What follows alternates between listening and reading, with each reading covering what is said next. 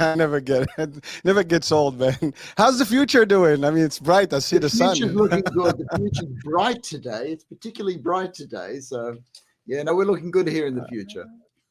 How's the past, Listen, that's Hurricane? all. It's still looking good. Still looking good. Okay, You that's know, good. you guys ahead of us. So yeah, we're maintaining. It's good. It's good.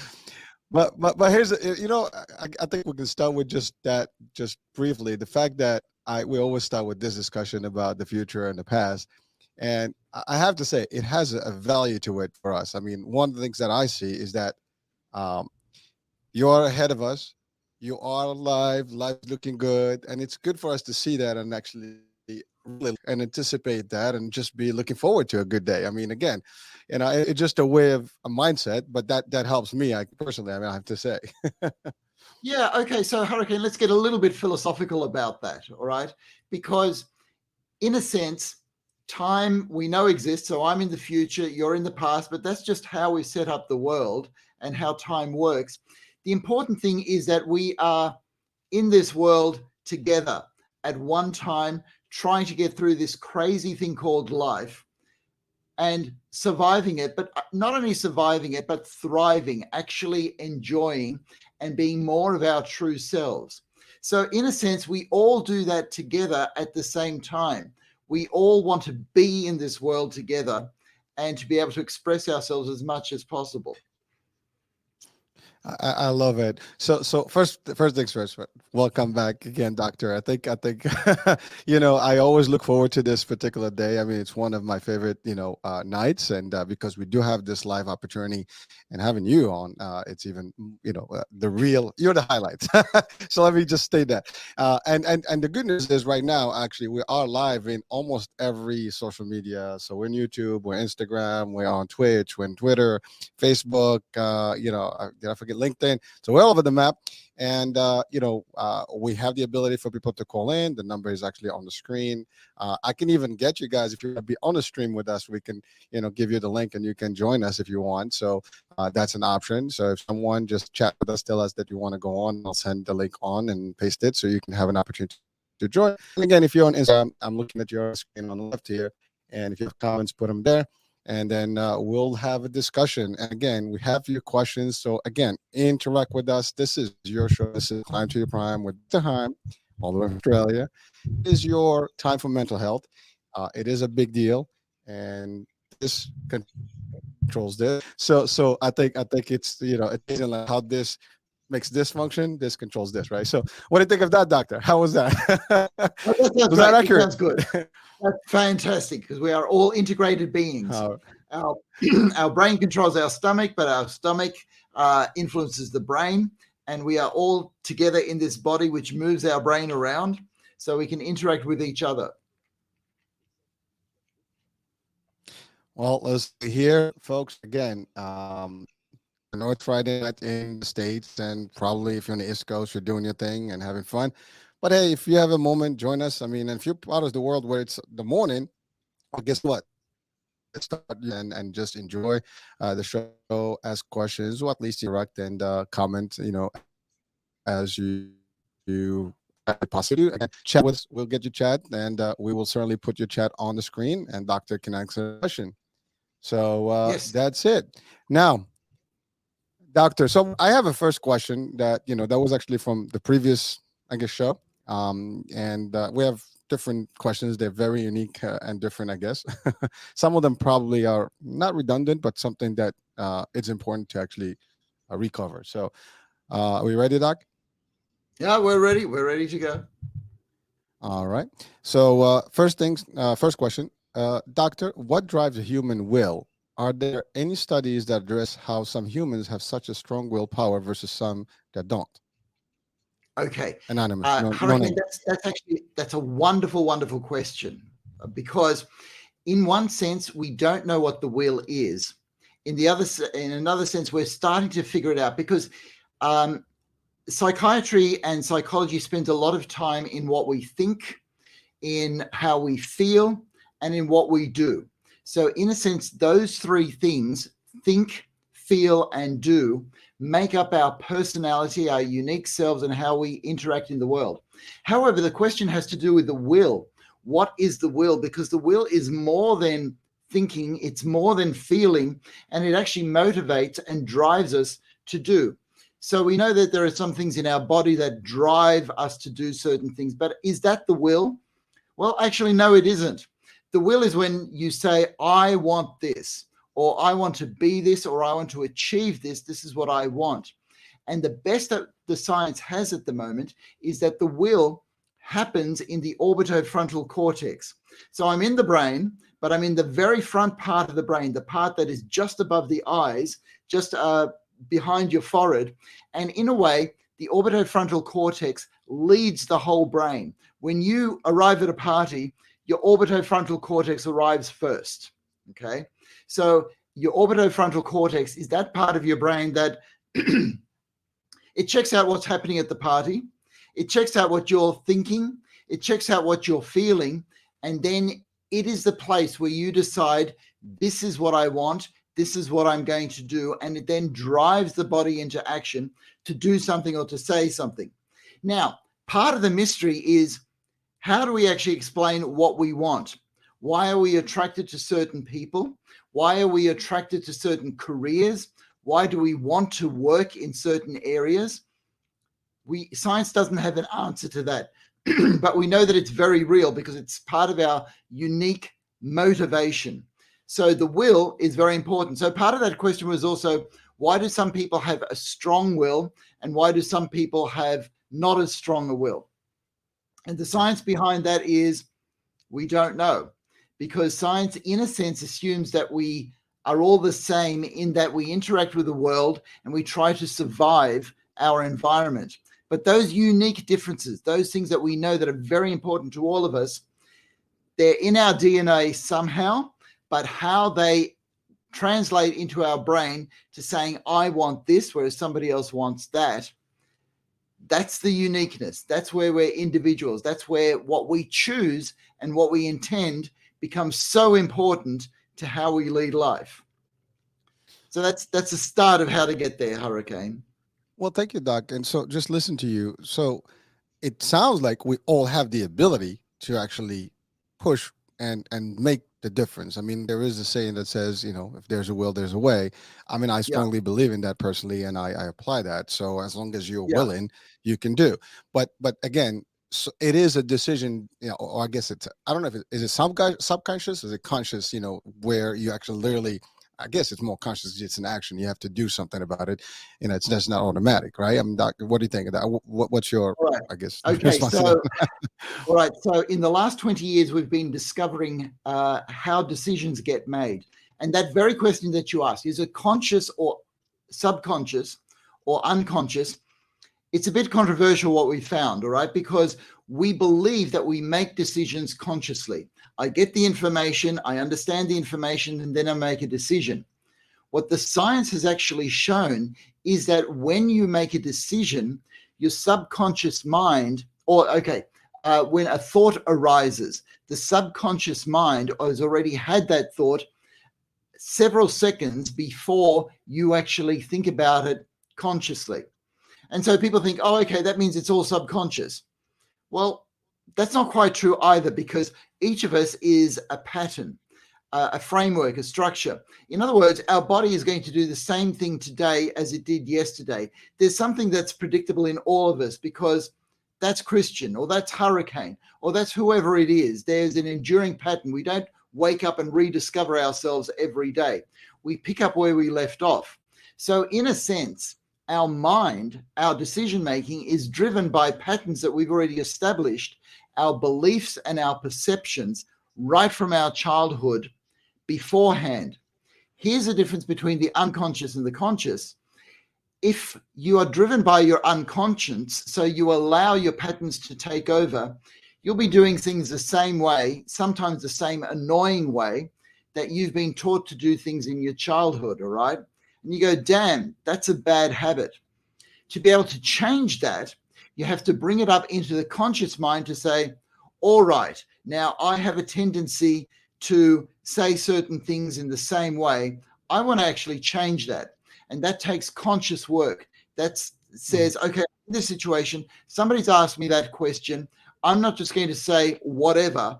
I'm actually going to think about it and give them an answer of what I want at that time. So you're battling against a pattern that's in your subconscious, but your conscious mind can actually do it.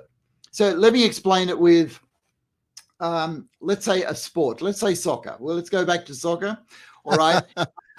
That if you kick the ball in a certain way, it just veers off your foot the way that you don't want it to. You actually have to consciously practice and practice and practice with a ball and the angle of your foot to change the angle of your foot just a little bit to get the ball going exactly where you want it to. That's a lot of conscious hard work, and you repeat it until it becomes part of your subconscious, till your brain says, foot, I just want you to get the ball over there, and foot then knows what to do. Okay? Same thing with practicing piano, a little change. Same thing with the way that you answer people that ask you a question. If you're sick of saying, oh, I'll just do whatever you want, right? You consciously have to go, oh, hold on, I am now going to tell you what I really want. Okay. And you consciously have to make that and repeat it and repeat it. And in a few months, I'm sorry, it's that much work, you can go to, no, I'm not going to say whatever. This is really what I want you to do at this stage. Well, doctor, thank you so much. And again, I mean, it's amazing. I'm listening to you, and we do have power, and Yes. it's amazing that we have to tap into that and be conscious about it. I mean, that's I think the differentiator between someone who has that strong will apparently and someone who doesn't is the Yes. ability to kind of tap into that mind and really consciously like say, no, I got to do something about it and take the action, as opposed to just being behind the scene and just kind of keeping quiet. Now, again, the outcomes I think will vary based on that particular opportunity or that particular drive that you will have. And so Yeah. so again, for folks that are watching and listening, that's a big deal. And doctor, I mean, you broke it down. Please go ahead. I think you wanted to say something. Now, so the easiest analogy is driving a car. All right. We may complain that we don't like the car that we're in, so our body and our brain, but it's the decisions that are made by you, the driver. That is the will. Where am I going to turn my car? Am I going to turn to the left or to the right? Am I going to say yes to another drink or no to another drink? Am I going to say yes to a relationship to this person or no to a relationship to this person? Every decision we make takes energy. And the problem is making decisions with your will takes energy, whereas it's much easier to go whatever and just go to a pattern where you abdicate responsibility and just do what you feel like. All right. But the consequences may be good or bad depending on the decision you have to make. And this is where will comes in. Well, thank you again. I believe that strong will is and this is live, I guess. If someone which is okay, what would you tell those folks? I mean, is there an opportunity there for them to actually shift? Yes, the opportunity to shift is to consciously use your will. So in other words, make decisions, actually ask yourself, what do I want? And to then think about that. And when you do that, you're using your orbitofrontal cortex. You're using that part of your brain that looks at what you think, looks at what you feel, looks at the environment and says, this is the choice that I am going to make. I intend to do that. Now, we're slowing down a really fast process in the brain, but it's a process that takes a lot of energy. To consciously decide takes a lot of energy. But I'm encouraging people to use that energy because when you make those decisions, you get more of what you want. You communicate clearly with the people around you, and you end up with less regrets. All right, when you're making the decisions that you want. And as long as your decisions are in line with your values and your beliefs and what you want in the world, then you're actually driving your own car through your life just that little bit better. I love that, Doc. I mean, again, you live better. And I think that's I think we all want to live and enjoy and thrive. And so hopefully today's question is probably going to be a good answer response for a lot of folks, not just whoever sent the actual question to us here, but I think we all can benefit from this particular advice and at least breakdown of what that means to us and how we can put into practice in real life and what that means to us in just, you know, the environment that we live in and whoever is around us. 'Cause I think at the end of the day, our actions also interact with everybody around us and literally impact everyone around us. So Yes. if we tap into this, we probably can be better humans, better husbands, you know, you know, wives, friends, sons, and whoever. I mean, we can be better members of society as a whole. So I think it is just Yes. something that we can drive on. Yes, yes. And this is one of those questions which actually show the benefit of science because humans have asked this question for hundreds and hundreds, thousands and thousands of years. When do I use my will? How do I make myself effective? And actually, this question about the will was articulated in the philosophy of David Hume in the 18th century. And what we're finding is that he came up with this same answer. And now, 350 years after he articulated it, the science is showing that he's right. This is how our minds work, and we can make decisions, and we are driven by our passions, as he called it, and our thoughts, but also motivated by our will, what he called conation. So that driving, that desire. So desire is very important. It's part of who we are as unique individuals. So keep your desire, keep your intentions, and keep your beliefs and your values. And one of the things that I go back to a lot, Hurricane, is to know what your values are. If you know what you value in life, then you've got kind of a template to help you drive your car through life. Well, Doctor, thank you so much. I mean, I think we've spent a great deal of time on this, and just for folks Yeah, we watching can right go now, on. Yeah. please, no. It's. Listen, we can spend an hour on this. It. I love it, and frankly, I think part of what we do in life does require some level of conscious about our will and ability to do Yes. things. And if we don't, Yes. I mean, we're just not going to be thriving in life, and maybe it Yeah. could be detrimental to our health, to our stress level, God forbid, even cause more problems for us, and including suicidal thoughts and things that we've covered in previous shows. So Yeah. I think it's a big component of who we are and our makeup. So thank you so much, Doctor, for breaking that out. So again, just a reminder, we're out live. Please chat with us. Call us if you want. The number is on the screen: 732-332-8493. We're on Instagram, so I'm monitoring all the screens behind me here around me. So just bear with me. See my head turning like this. I'm just looking at different comments and things. And if you want to go on the stream with us, Doctor, I hope you don't mind. Someone can join us. We can bring them on if they're decent with us. They'll stay on. If not, I guess we'll we'll kick them out.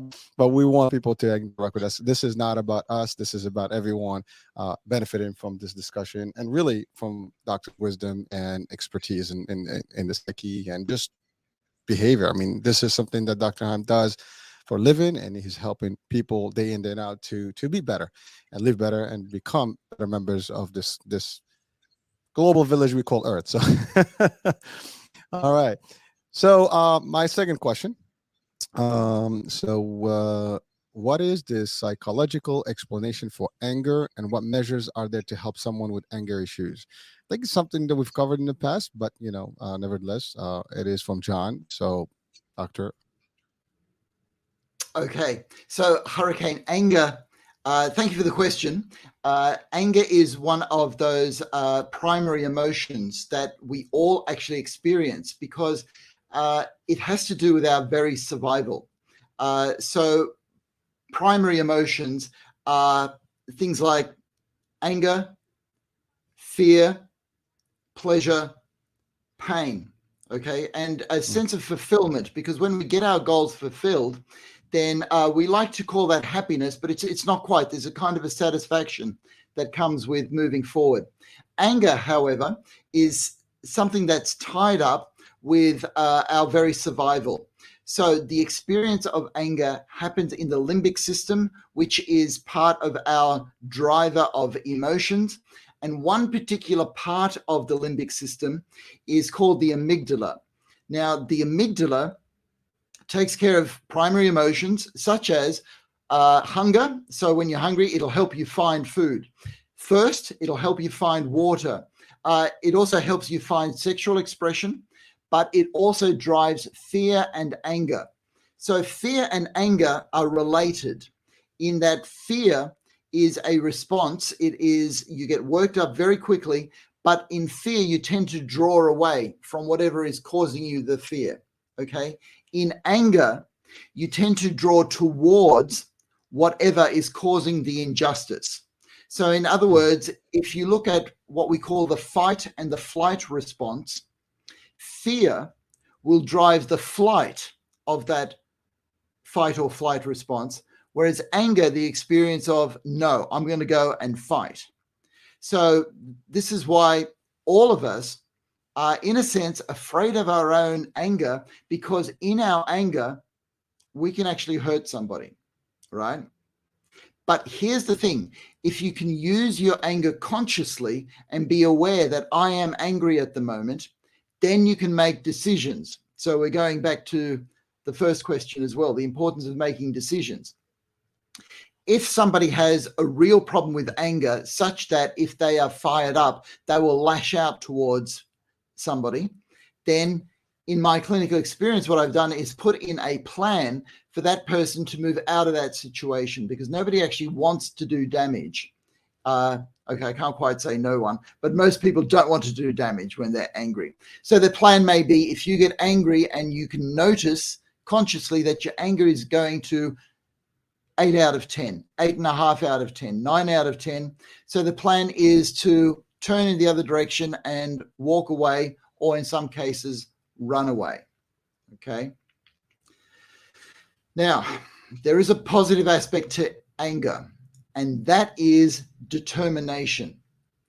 In a sense, to climb a mountain, to achieve anything, like to build a bridge or to get anything done, you've got to say, right, I have to do this.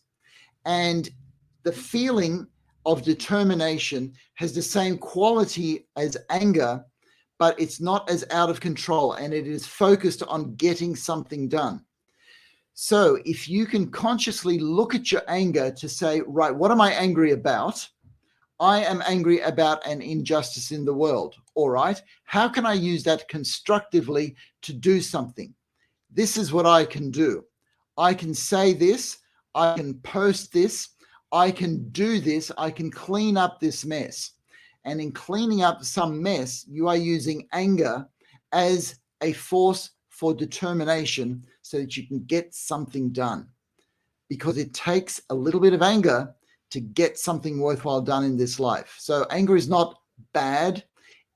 It is bad if it is uncontrolled. But if you can see that you are angry about something and you want to make a difference in this world, you use it for determination. Doctor, I'm sorry. This is the first time I heard literally the concept of anger in a positive way, because everybody's thinking anger is like when you go like nuts and you go just like, that's right. off, That's right. but I love, you see, and that's again, this is amazing. And I'm enjoying this as part of being not only on the show with you, but also just listening to you and understanding these dynamics. You kind of reflect on them and then make sense, because we tend to believe that anger is always, this going on tangent, going crazy, going like, just like bananas. But you're right, there is a level of that, drive, and you need to have some emotion about it, and therefore, it's that. But we don't relate that to the concept of anger typically, and that's not something that I would have thought about personally, and probably most people watching right now, listening, they'd be like, but it's amazing. I mean, you are the expert, and you understand, how we function from a mind aspect of it, and this is great for us to know where that is and how it plays in our life. So thank you, Doc.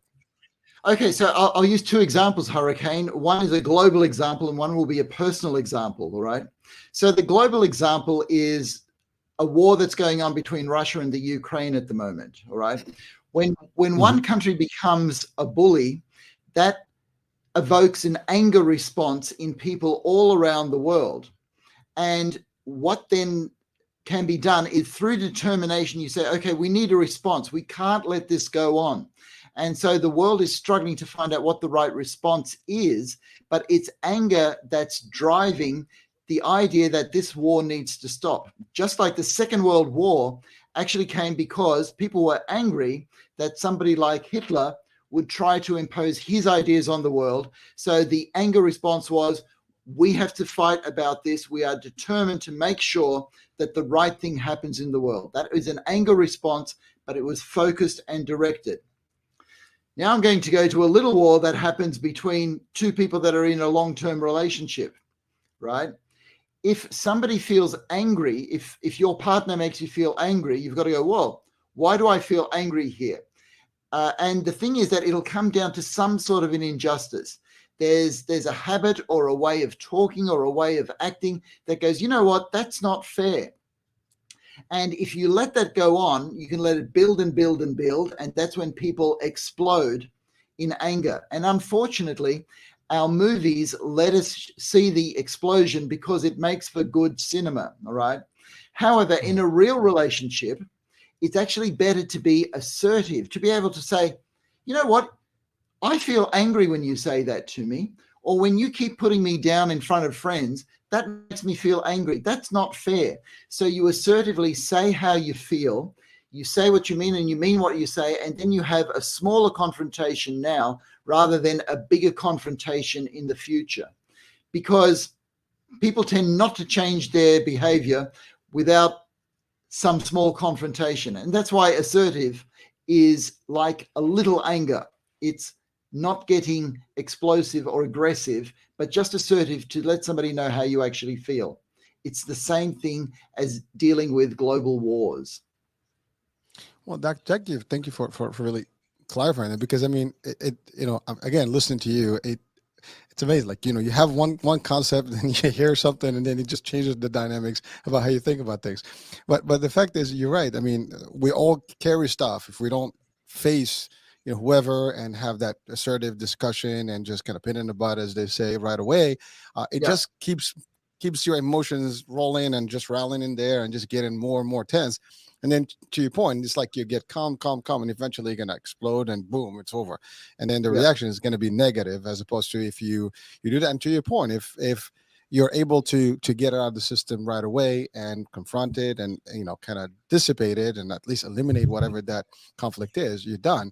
You can move on, because again, we carry that stuff. This happens, and I think this is going to relate to the next question that I have here. But the fact of the matter is, we relate to this in our lives. We all meet people, circumstances, situations, and then we don't get to kind of get out of our system, and then it just stays with you, and then you take it on your friends, your family, and other people that you might not be, and then eventually you're talking about anger again. It's going to come out in that explosive mode, and it's not a cool thing. So thank you so much for, again, I love it. I mean, I'm excited. I'm like, Yeah. I hope that. Yeah, and Go ahead, the point that I want to make is, unfortunately, watching anger explosions makes for good entertainment, but unfortunately, it almost seems to give the message that this is the way life is supposed to be, right? Whereas in my clinical practice, I encourage people to be assertive and express themselves before you reach that explosive anger point, so that you can actually work on these things. The trouble is, Hurricane, none of us like conflict, and none of us do conflict well. That's why we're still in the ridiculous situation of having wars in the world. It's a ridiculous way to handle conflict, but we haven't figured it out because conflict is always with us. Sadly, and it's amazing, because what you said is very true. When you watch, I guess, movies and stuff, entertainment, it's carnage. It's the more the merrier. I mean, it's, as they say in the media world, if it bleeds, it leads, I think. So the more the merrier for the excitement. But in reality, I think that's really the bad way of looking at it. I That's love right. what you said about, if we can be assertive about it, just kind of get it, out of the system, and we'll be better. But we don't practice that, and maybe Yeah. because we're not conscious about it. I think that's the other part. I mean, someone who's watching the show today is probably going, that's a good way to deal with it. And Yeah. that's the other thing. We don't have guidance in how we deal with these things. We kind of wing things most of the time. I mean, Yeah. not everybody has the ability to actually, for example, see a doctor and Yeah. talk. And that's the other thing. Like, I love this particular show specifically, is because we get to share stuff that we might not necessarily have the ability to ask someone that has expertise. Like you ask a lot of experts for different things, for business, for finance, for accounting, for life stuff, but we don't ask about the most important thing, about how we can function better. Yeah. And again, and everybody has this taboo about reaching out to a psychiatrist or, a Yeah. doctor, or because of the historical event of like, oh my God, that is like, what's wrong with you, right? Something's Yeah. wrong with you. And here we have the ability to actually get the feedback from you and help us maybe do better. And ultimately, again, it's this is all for our mental health and getting us Yeah. to the next level and higher, I guess, level of being. So thank you. Yeah. No, that's right. So I want to boil down assertiveness just to one basic message. And the message is, tell them how you feel. So if you're in a close relationship, sometimes you got to say, I'm angry. And your partner may say, well, why are you angry? And you know what? Sometimes we don't know. And sometimes it's all right to say, I don't know why I'm angry, but I just want to let you know I'm angry at the moment. I mean, I'm a psychiatrist, and sometimes it takes me days to work out why I was really angry. And then you sort of come back to it. But when you let somebody know what your feelings are, particularly people who are close in your life, so your spouse, a child, or a parent, you're actually giving them the privilege of being close to you, being in your mind, sharing your feelings with them. So even if it's a negative feeling, it's still a privilege to share that. And then they can go, oh, okay, Christian's a little bit touchy today. All right. How can I help with that? What do I need to do? But you feel closer to the person just by sharing your feelings. So the message for assertiveness is, say it. I am angry. I am happy. I am joyful. I'm annoyed. Whatever it is, just say it. Yeah, doctor, I find it hard to believe that you actually can go angry. I don't think Me, it's I in can get you. angry. I can get angry. Okay. We Well, all can. it's a human, I guess it's part of human, That's right. nature, and it's just how you control it. And again, but that's that in itself. Again, admitting to oneself, that we are capable of good and bad, and then we are facing that within ourselves. I think that's the other part. None of us kind of like, we always kind of give the buck to the other side, right? We don't keep it Yeah. from, we don't take the ownership of things. And I think that's really the problem. But to your point, if I don't feel right, I can come to you and talk about it, but it has to be in decent format. It cannot be aggressive. It can be assertive, but Right. firm and but respectful. I think that's the differentiated. Otherwise, it's just gonna get out of hand, and then you're just gonna blow sooner than later, things, and that's not good. All right. Wow. Well, thank you, Doc. And so I think that's going to link into the next question. The next question is: some people enjoy power trips when given authority and position of power. Is that a personality trait or it is a natural process? How can someone control that urge and keep humble? It's not Oh, Janet, New York okay. City. Sorry, Sorry, who's that from New York City? Janet, New York City. Janet. Okay. So firstly, I have to say thank you to Janet, because that's very real. That people can go on power trips when they're in positions of power. And unfortunately, sometimes we'd like to think that the world is full of good people and bad people, and the good people would never go on power trips, and it's the bad people that we've got to keep out from powerful situations. Unfortunately, Janet, the thing is that the line between good and evil is drawn in the heart of every person, and that's Solzhenitsyn. So, in other words, we all have a tendency to be good or, let's say, bad. Okay. And the thing is that as we get power, unfortunately, what does happen is power does corrupt people. It does lead us into evil. And so if we take just two people who got into the place of power, right? And we're talking about Hitler and we're talking about Gandhi. They both ended up in very powerful positions. They were leading very powerful nations. And Gandhi had to work very, very hard to make sure that his position of power didn't lead him into a place where he was taking power trips over other people. He said, I have this power. How can I use it to achieve something worthwhile? And he did. He achieved something worthwhile through that. And he's probably one of the very few people in history that did use it to achieve something worthwhile. Hitler, of course, is our other example. He was put into a position of power. He got more and more power, and he used it for his own personal gain and his own personal ideas, which we knew dragged us in the wrong direction. And unfortunately, Hurricane, for all of us, if you or Janet or I get in positions of power, and to get into a position of power, you just have to have a job that has a bit of a managerial component to it, or you just need to be an older brother or sister to somebody else. There are numerous ways that we all get into little bits of power, and you'll find ourselves having to make this decision. How am I going to use this little bit of power? Am I going to use it to control other people, or can I use it for compassion and to use it to make a difference for the good of other people? So, Janet, we can all become Hitlers or Gandhis, and the decision in our orbital frontal cortex, as we spoke about earlier, is up to us. So our intentions are important, and we have to keep ourselves in check. Well, thank you, Doc. And so just, I mean, this is a topic that I'd like to just, I guess give some opinion on. I Please. have to say, I've actually experienced both sides of it. I mean, I've, been in a position of authority in my career path, and also have worked with people with authority. And it is a very delicate balance to actually become, in a position of power, authority, where you have control and you have a lot of things that you can do, but being able to be humble with it and still deliver, be again assertive, firm, and everything, get things done without, being condescending and hurting people and doing bad. You have to care for people at the same time.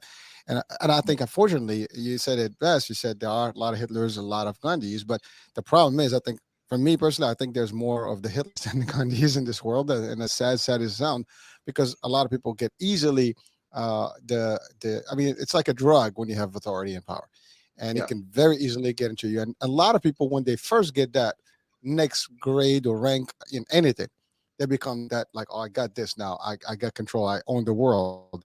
And unfortunately, that's not reality. And and as much as you think you have that authority can be taken from you any given day, and you have to always think about that. And also, you have to think about the ramifications and the impact that you might have on somebody's livelihood, somebody's, I guess, just psyche. I mean, because at the end of the day, if you exercise the authority the wrong way, you're going to affect a lot of people, and that always Yeah. happens. And some Yeah. people, they think that literally because they have a position or a seat at a table or some level of hierarchy, they just think that they can do whatever, and they just, the world owes them. And I'm not even talking about politics and government. I'm talking about just in corporate world, or like you Yes. said, you could be just a big brother. But Yes. it's a big deal. A lot of people tend to immediately, you can see them in stores, you can see them in businesses, you can see them like, I'm the boss, and then they claim that rank and that authority, because they walk like, just like, out of this world, right? uh, Yeah. and it's sad to see that. I mean, you can be at a higher position, doesn't mean that you can still, I've actually met some great CEOs and hierarchies where you can't even tell that they're actually in that position. I mean, they are. That's Yes. the other thing. Yes. The right leader and the right authority will be you will respect them for the authority without them having to show you that they're in authority. That's the difference. Yes. The other ones will make all the possibilities and all the shots to show you that they actually are in charge. I think that's a big problem that we do face. But I think the problem that we have is like how, I guess my question is like, where does that come from? I mean, there's got to Yeah. be a motivator or driver behind it. Okay. Okay. So this takes us right back to what is science all about, because science Mm. answers questions of how things are. It doesn't answer the question of how things should be. So we can actually look at how hierarchy structures occur in society, and how when people get to the top of that hierarchy structure, that they can misuse their power. But the question as to, well, shouldn't we all be Gandhis? Wouldn't it be nice? How do we actually do that? Science doesn't have an answer for that. But the recent research on the orbitofrontal cortex that shows that our choices are actually real, and that we are all at every time choosing between becoming little Hitlers or little Gandhis, is actually real. And so all that I can do there, and this is not scientific, but I can encourage everybody to make the choices that lead to a better life for you and for other people. And that actually is a choice towards doing things that are worthwhile and good. And to do that, and we do have science behind that, we need to be in a society that values good things. And so the science of values and what it means to value good things is gaining more and more momentum. And so a lot of the psychological tools that I use are based now more on values. If you value compassion, if you value cooperation, if you value reaching out to other people, then you will make that choice more and more. And unfortunately, in our entertainment world, we like exploring the mind of psychopaths from Dexter to Hitler. And the more we explore that, the more we start to value it. First out of entertainment, but then it becomes, unfortunately, a model for something that we tend to choose. So, as well as entertainment based on psychopaths, I would choose entertainment based on innocence, joy, and compassion, wherever you find those things, because they will actually shape your intentional choices towards doing more good in the world.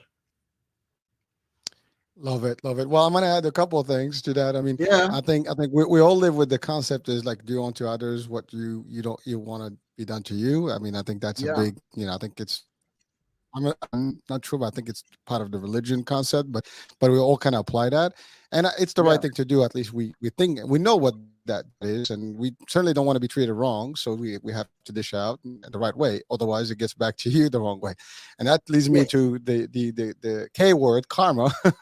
Or what goes around comes around, and yeah, it trickles back. Bad justice is bad, and sometimes it could be very, ooh, what the hell just happened? Well, did you do something wrong? Maybe this is your time. So again, we have to be mindful yeah, of that. But we don't have that usually when you start in this position of authority. It comes with time and yeah. experience, and then you start seeing it going around.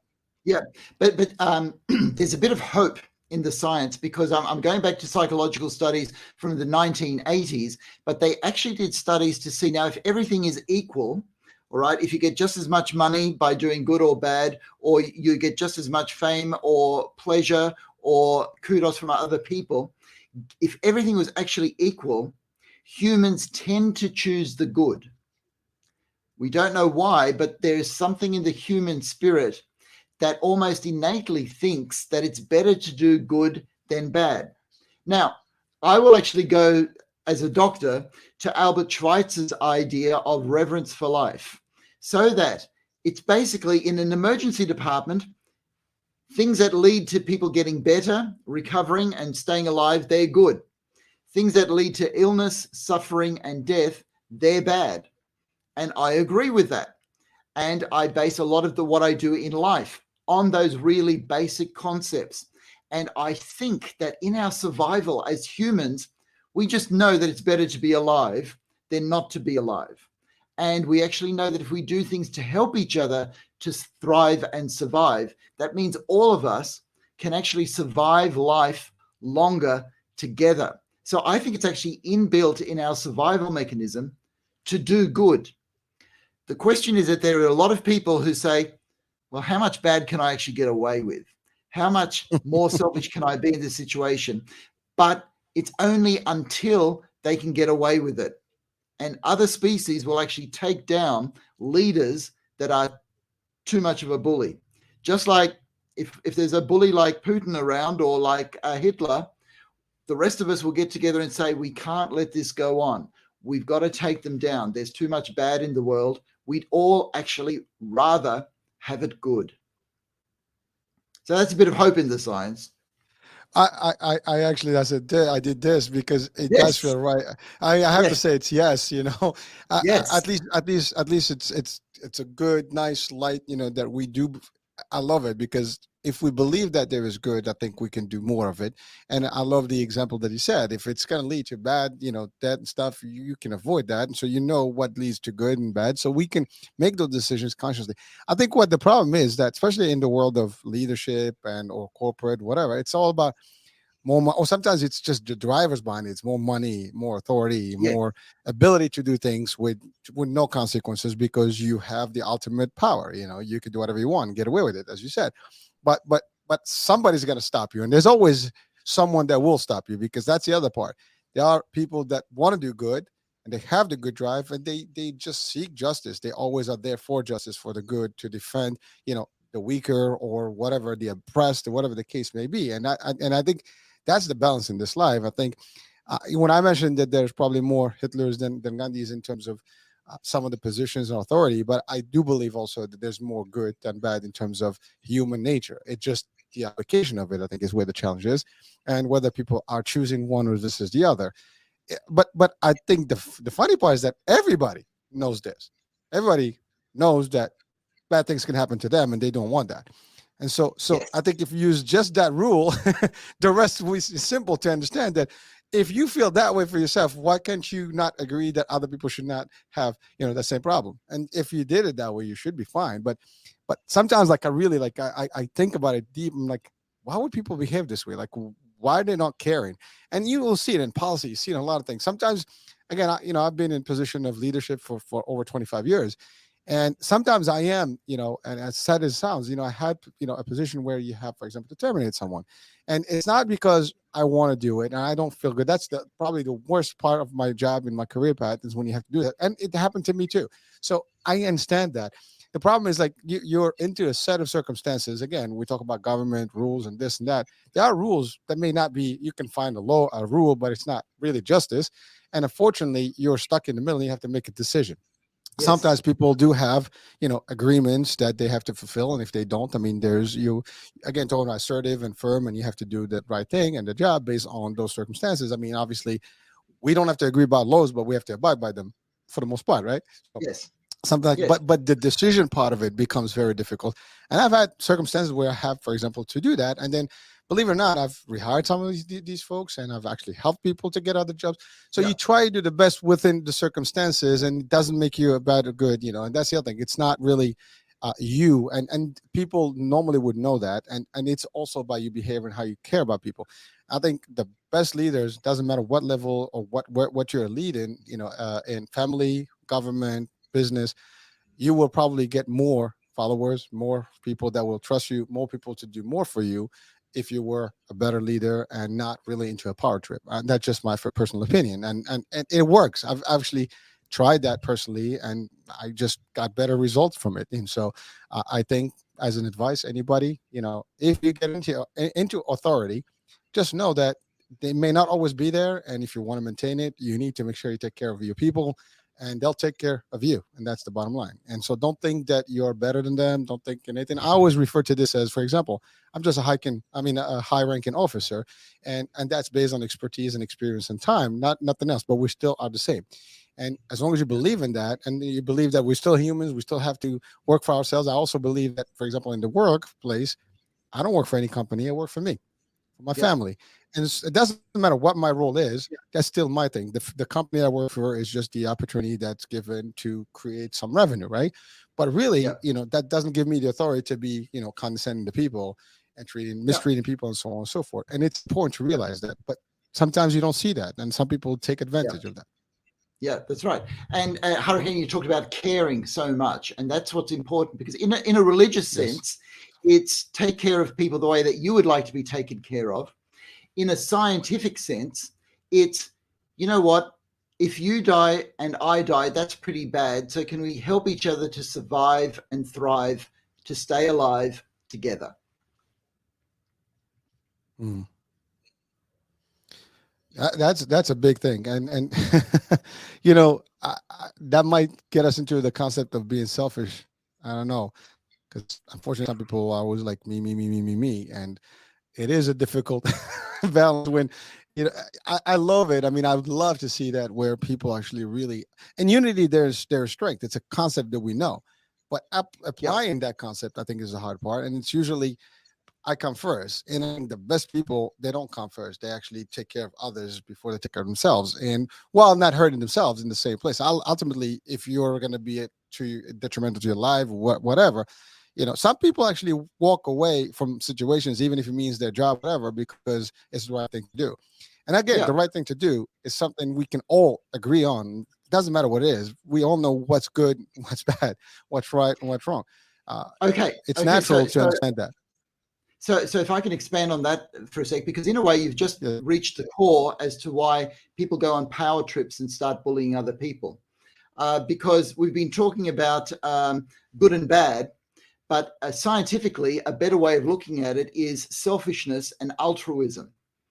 And the thing is that we have innate selfishness because our brains organize the whole universe around ourselves, because we all have to have a representation of all of the universe in our brains. And so that makes us naturally selfish. However, we find that altruism is what helps us to survive together. Now, scientifically, they've articulated 3 different types of altruism. Kin altruism, where you take care of somebody because they are your family and you feel that they are close to you genetically. Then there's what's called reciprocity altruism, and that's our society, where if I pay you money, you can give me that, and then you can pay somebody else money, you will get something else. So it's I'll scratch your back if you scratch mine, and that's how our whole economy works, and it's good, and it needs trust behind it to be able to do it. But then there's something else called empathy altruism, where people, heroes like firefighters, police people, soldiers, will actually give their lives for somebody else and not expect any return. And the question is, why do we do that? And the answer is because there is something about all of us that knows that we are in this together. And there's something about your life that is just as valuable as my life. And we applaud these people as heroes because they are. It's something very noble that goes right down to the depth of who we are as humans. And we like to think that we're all individuals here on Earth, but we're actually not. We actually care about each other, Hurricane. And if we were to spend more time with each other and hear each other's stories, then we would actually care more and be more altruistic and choose altruism over selfishness. Love it. Well, folks, hey, listen, this is something that we do. So again, if you're watching and listening, we have control over this. We can actually see it. We can feel it. We can engage with it. We can certainly make a difference. Yeah. I think really that's what we're here for, is just to highlight these concepts and bring them up. Because I mean, there might be somewhere that we know of, but out of sight of the mind, I think the more we hear things, the more it affirms what we need in our convictions and actions and behavior can change. So Doctor, thank you so much for that. So we have a few more minutes. You know, I do have a double question. It might take a little longer, so I'm not sure how your time is. I know we're booked for the hour, but would you like me to go for the question? Yeah, we can do partial Go for answer it, and then Hurricane. we can come back next one.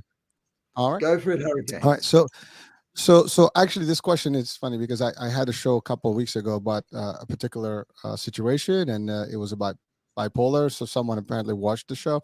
So the question says, I watch your show about dealing with bipolar disorder, and I would like first Dr. Heim to expand on this diagnosis and its impact on life, and also what is double personality, or define what is double personality, and how can someone identify if they suffer from it? David. Okay. Thank you for your question, David. Hurricane, I think we've got time just to look at the bipolar, because that's Okay. huge in itself. Bipolar affective disorder used to be called manic depressive illness, where people have lows that are very low. So in other words, they don't just get sad, they get depressed, very depressed, and suicidal.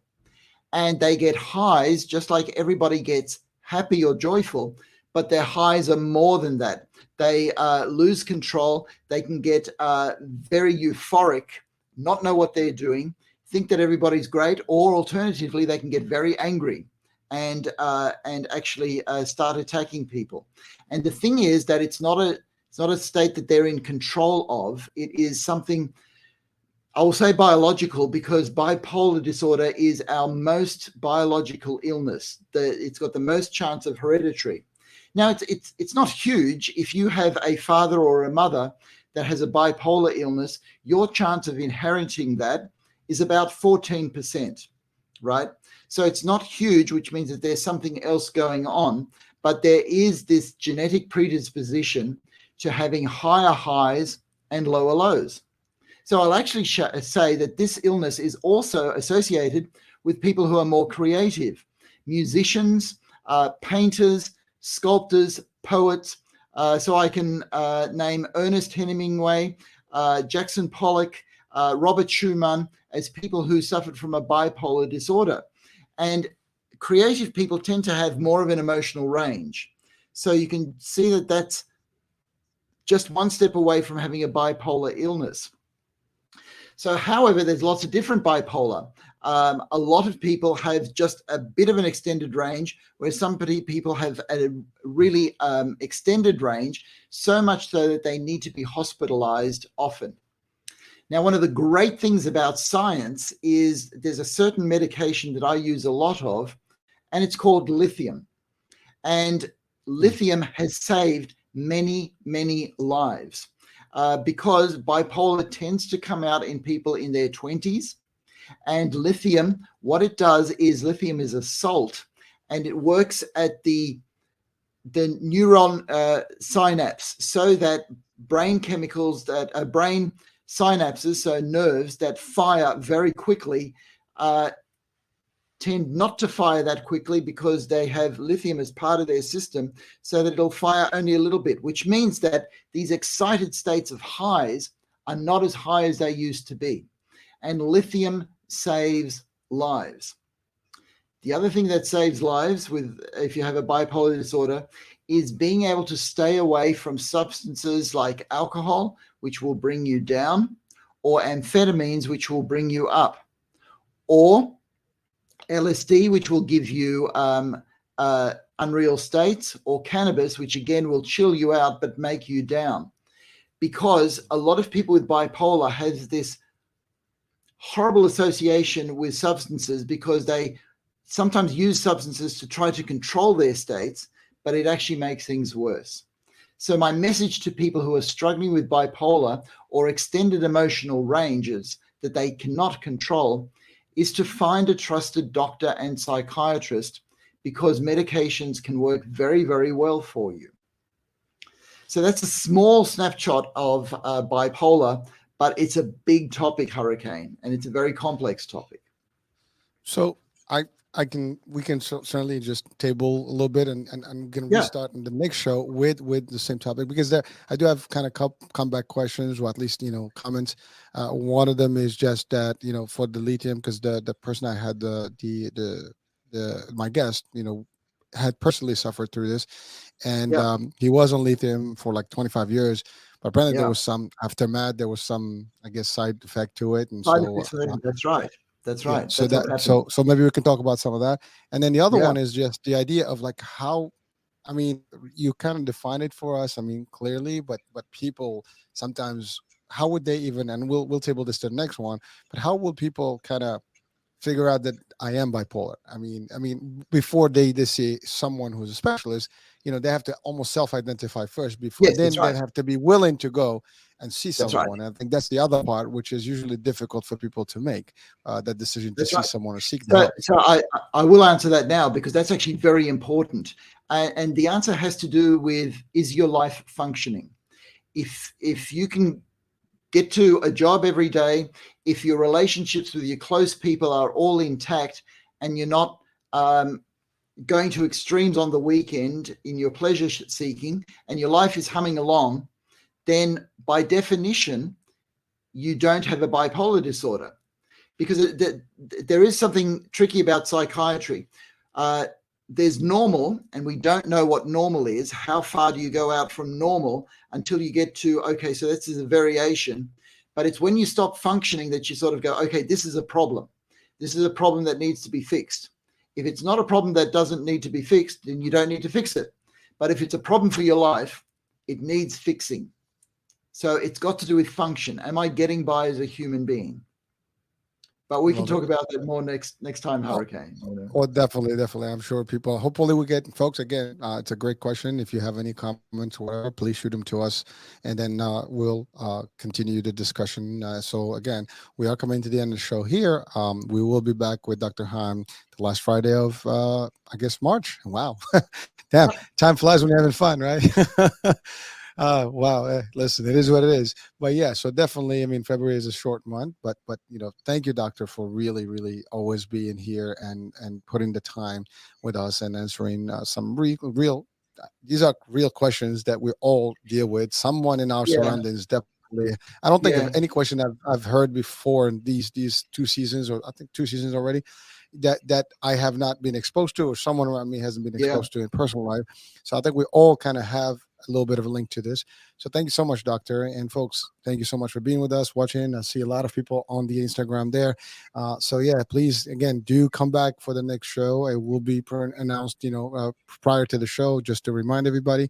But we look forward to having you back, Doctor, as well as folks. Please do come in, chat, and do interact with us. Call. I did put the StreamYard, so you don't be shy. You can come on and just you can even hide, put a mask on. I don't care, but just join us and ask the question. yeah. Any last words, Doctor, before we Look, close Hurricane, out? what you said is exactly right. It is all about helping other people, helping us all to stay together to get through this crazy thing called life together. All right. So thanks. Well, It's a with great those, opportunity. thank you, Doctor. So with those words, we're about to just close the show. So we'll be talking soon. New day, new show, new topic in general, and then let's look forward to Dr. Heim coming at the end of March. Bye for now.